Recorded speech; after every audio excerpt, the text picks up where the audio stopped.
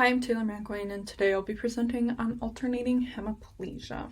So what is alternating hemiplegia? Well, it's a severe neurological disorder with infantile onset, reoccurrent episodes of hemiplegia on either side of the body, and other paroxysmal events such as seizures, dystonia, tonic episodes, and abnormal eye movements or autonomic dysfunction. The migratory nature of the hemiplegic episodes, beginning unilaterally and moving to opposite side of the body and becoming bilaterally.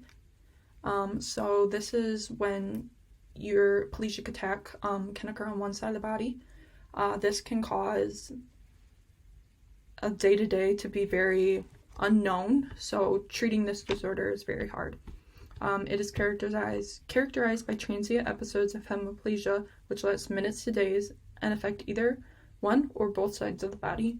Brief episodes of monocular and binocular movement may occur, including intermittent eye deviation, nystagmus, and disconjunctuate gaze, which lasts for 1 to 3 minutes. Mental slowing occurs early in the disease course, while mental regression and persistent neurological abnormalities can follow late in the course of disease.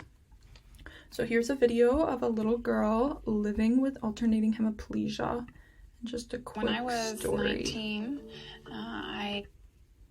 and from there, they did genetic testing, which revealed a 1 in a million genetic disorder called alternating hemiplegia of childhood. It basically incorporates every aspect of pediatric neurology that you can really come across. So it includes a lot of dystonia, which is major muscle cramping. There's hemiparesis, hemiparalysis, there's full paralysis, there's hemiplegic migraine, headaches, all kinds of things, major ataxia, gait disorders, that type.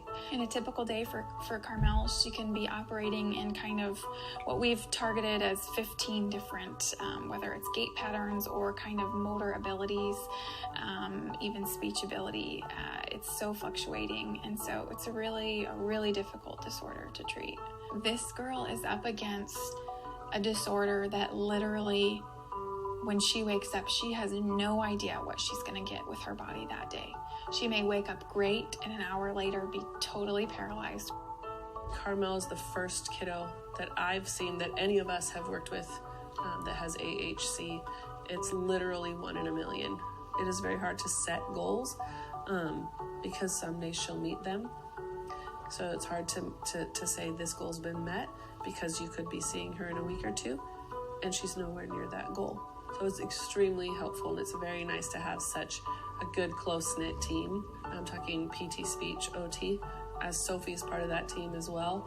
She brings so much to the table, knowledge-wise and research-wise, and she's just tireless at working as an advocate for Carmel. We approach it as a team, and we make sure that Sophie's part of that team. She's more than part of that team. She's almost the leader of this team. She is always updating us.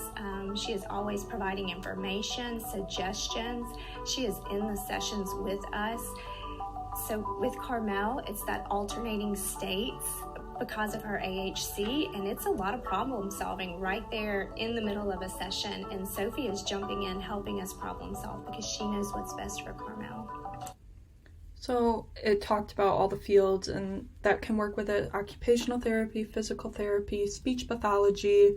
It's important to incorporate all these fields within working with patients with alternating hemiplegia. So etiology, what are the causes? So the cause of alternating hemiplegia childhood has been established to be 75% of patients to be mutations in the ATP1A3 gene of neuronal sodium-potassium ATPase, which is important in excitability of neurons and muscles. The ATP1A3 gene codes for the beta-3 subunit of sodium-potassium ATPase protein. This subunit is highly expressed in the cortex, hippocampus, and basal ganglia thalamus, cerebellum, and to some extent the heart. More than 34 different ATP1A3 mutations causative for alternating hemiplegia child have been detected. Most cases are sporadic, secondary to de novo mutations. However, there have been few reports of familial cases. So the 3 most common mutations in the ATP1A3 gene are here. We have D801N, which typically occurs older in age of the first paroxysmal and hemiplegic episodes. Hemiplegic attacks are less frequent, and the majority have moderate cognitive disability but are more likely to have behavioral disorders. The next mutation is E815K, more severe phenotype with earlier onset of disease, a high occurrence of status epilepticus, earlier onset of seizures, more frequent plegic attacks that were typically shorter duration, more severe cognitive and motor deficits, and more frequent autonomic dysfunction. And then the last one is G947R, the latest onset of the disease out of these three, and least frequent plegic episodes with a tendency for more frequent, longer dystonic attacks. And the majority have only a mild intellectual disability. So here's just an image of the sodium-potassium ATPase pump. So mutation in the ATP1A3 gene causes a decrease in sodium-potassium ATPase pump activity and an increase in intercellular sodium, which results in hyperexcitability that affects neuronal function. So this is what causes the seizures and hemiplegic attacks. This mutation of the gene is the cause of 74% of alternating hemiplegia cases. So diagnosis. So this can be diagnosed via an EEG, genetic testing, brain MRI scan, but the most common is Ericardi criteria. So there's 6 criteria that they go through to diagnose someone with alternating hemiplegia. The first one is onset before 18 months of age. Second one, reoccurring unilateral and bilateral plegic attacks. The third one, paroxysmal attacks of abnormal ocular movement, tonic or dystonic spells, dyspnea, and autonomic derangements. The fourth one, episodes of bilateral hemiplegia that occur during an episode that began as a one-sided attack. The fifth one, symptoms resolve with sleep and reappear upon wakening, which is very common. And then the sixth one, permanent neurological disability or impairment presenting as developmental delay, intellectual disability, or neurological abnormalities such as chorioathetosis, dystonia, and ataxia. So here is one of the ways they diagnose it via a brain MRI. So these images are just showing damage and cell death to the left side of the brain due to lack of oxygen and glucose from persistent seizures. The upper 2 rows there are images of flare, and then the lower 2 rows are T2 weighted images. So pathophysiology, so there's fine motor impairments, gross motor impairments, speech impairments, oral motor impairments, sleep apnea, so trouble sleeping, attention deficit hyperactivity disorder, disruptive behavioral and anxiety disorder, motor cognitive and adaptive learning impairments, hyperkinetic involuntary movement disorders, disabling episodic headaches inconsistent with migraines. They can be very painful. As a general rule, infants and young children have flaccid hemiplegia, while older children are more likely to have dystonic features. And then dystonic episodes may primarily affect the limbs on one side, causing hemidystonia, affect the trunk, causing episodic posturing. So, alternating hemiplegia childhood is very rare, as stated in the video. It is incidence of less than 1 in 100,000 newborns. Approximately 50% of these patients develop epilepsy, and it is believed that the number could be underestimated due to variability in clinical presentation, lack of knowledge about the disease, and lack of advancement in diagnostic laboratory and radiology tests that will confirm the diagnosis. And then lifespan considerations and related population. So it is usually diagnosed at a younger age, so the first sign of alternating hemiplegia typically arises prior to the 1 year of age, often with evidence of mild developmental delay and abnormal eye movements. Here are 3 related disorders. So we have rapid onset dystonia Parkinsonism, so sudden onset within the second decade of life of dystonia, dysarthria, and dysphagia. Long-lasting dystonia typically starts following a trigger, such as running, alcohol binges, head injury, overheating, emotional stress, infection, and childbirth. And then we have CAPOS and CAOS syndromes. So that's like cerebral ataxia, areflexia, pes cavus, optic atrophy, and sensorineural deafness. These are rare autosomal dominant conditions due to ATP1A3 mutations, which is what alternating hemiplegia is caused by. And then another related disorder is relapsing encephalopathy with cerebral ataxia, so also known as RECA.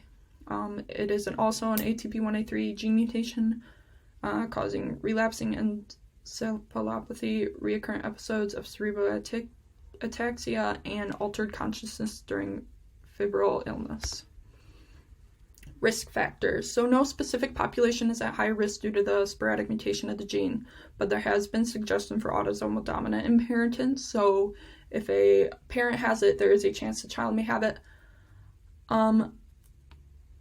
But most cases are sporadic or secondary to de novo mutations. Medical management. So the most commonly used therapy is flunarizine. It's a non-selective calcium channel blocker. Rather than direct action on the pump, it may inhibit intercellular calcium accumulation. So none of these are treatment for the disease itself. It's a lifelong disease, but these are all symptomatic treatments. Benzodiazepines, there's a couple listed here. They can be used for epileptic and non-epileptic spells. And then topiramate blocks neurological voltage-dependent sodium channels, enhances GABA activity, antagonizes AMPA receptors, and weakly inhibits carbonate anhydrase for improvement in ataxia, dystonia, and communication skills, which are all affected when you have a hemiplegic attack. For seizures, there's a couple of medications here listed here, and then buccal midazolam and chloral hydrate and rectal diazepam. These are important in promoting sleep and hopefully end the attacks. So it is important to have a safe and familiar environment because of their disruptive behavior and anxiety disorder, hyperkinetic involuntary movement disorders, and motor cognitive adaptive learning impairments. So if they have a familiar environment, they don't have to learn where things are, and their disruptive behaviors can be damaging to them. So if they have a safe environment that's familiar to them, hopefully they won't get injured. And then occupational services application. So there's 2 evaluations for motor function of children with alternating hemiplegia. We have MACS. This tool assesses manual function and everyday abilities in children with neurological disorders through the child's global ability to manipulate objects. So this has to deal with fine motor skills, and then there's 5 criteria here they go through.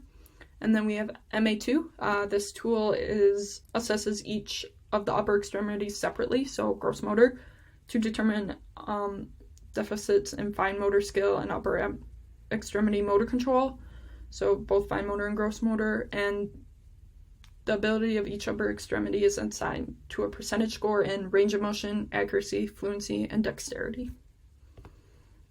So acute management through occupational therapy. So it focuses on removing triggers and facilitating sleep. So if there's a trigger known, OTs can help the person avoid these triggers or adapt their environment so they are less likely to run into these triggers.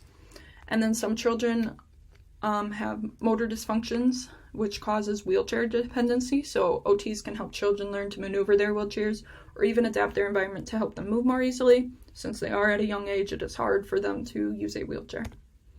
And then here are my references.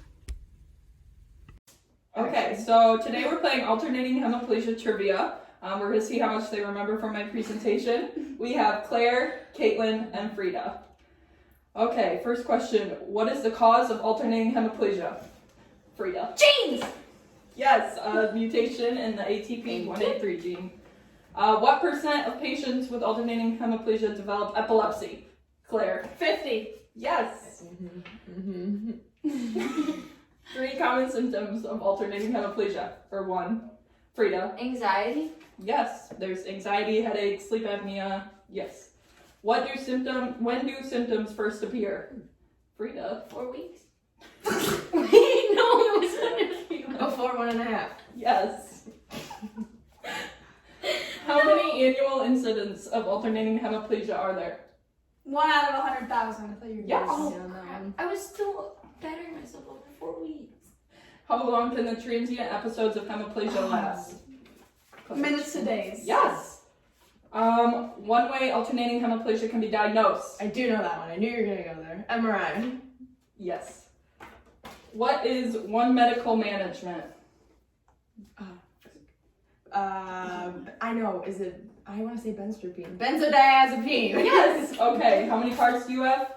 3. 3. 2. Oh, they tied for first.